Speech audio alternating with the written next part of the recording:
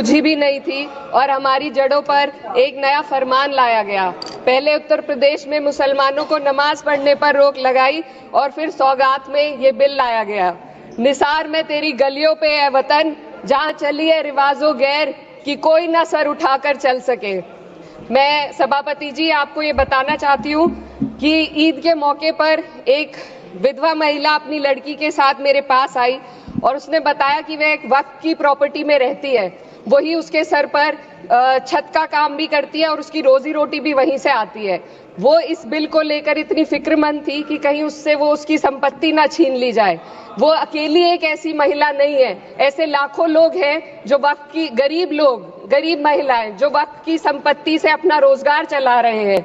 और ये जो वक्फ बाय यूजर क्लॉज के हटाने से लाखों वक्फ की जायदाद अपना स्टेटस खो देंगी और लाखों लोग इसी तरीके के लोग सड़कों पर आ जाएंगे। वक्फ क्या है? वक्फ बाय यूजर क्या है? इसका ये मतलब है कि कोई जायदाद अगर सालों से दीन और भलाई के कामों के लिए इस्तेमाल हो रही हो तो वो खुद ब खुद वक्फ मानी जाएगी। हिंदुस्तान की अदालतों ने भी इस बात को तस्लीम किया है। वक्फ बाय यूजर सिर्फ वक्फ बोर्ड को ही मिली कोई खास सौगात नहीं है, ये बल्कि सभी अन्य धार्मिक ट्रस्टों को परंपरा और यूज के आधार पर बिना किसी डॉक्यूमेंटेशन के धार्मिक चरित्र को डिक्लेयर करने का राइट मिला हुआ है। भारत के संविधान के आर्टिकल 13 क्लॉज 3 में कस्टम और यूसेज को कानूनी वैधानिकता प्रदान करता है। इसी आर्टिकल से वक्फ बाय यूजर भी निकला गया है।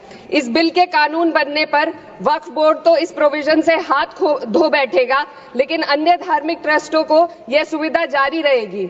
इससे भारतीय संविधान के आर्टिकल 14 और 15 का सीधा उल्लंघन है, जो धर्म और जाति के आधार पर भेदभाव और कानून के सामने सभी की बराबरी पर जोर देता है।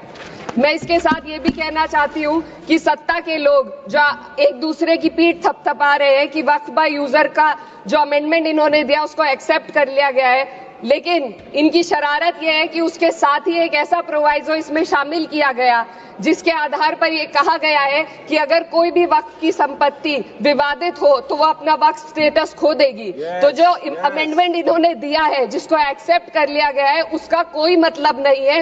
ये इनकी नीयत है जो साफ जाहिर हो रही है। सोने पर सुहागा एक काम और किया है। सरकार ने वक्फ की कानून के सेक्शन 107 को हटाकर लिमिटेशन एक्ट में 12 साल तक ही किसी के खिलाफ अदालत में जाने का प्रोविजन है। सेक्शन 107 में बोर्ड को लिमिटेशन एक्ट से राहत मिली हुई थी। वक्फ बोर्ड कभी भी अवैध कब्जाधारियों के खिलाफ अदालत जा सकता था। अगर ये सेक्शन ना हो तो अवैध कब्जा करने वाले लोग कानूनी प्रक्रिया का फायदा उठाकर वक्फ की प्रॉपर्टी को हड़प सकते हैं। अन्य धार्मिक ट्रस्टों पर भी ये लिमिटेशन एक्ट लागू नहीं होती, तो फिर वक्फ बोर्ड के साथ ये सौतेला रवैया क्यों किया जा रहा है? धर्म को देख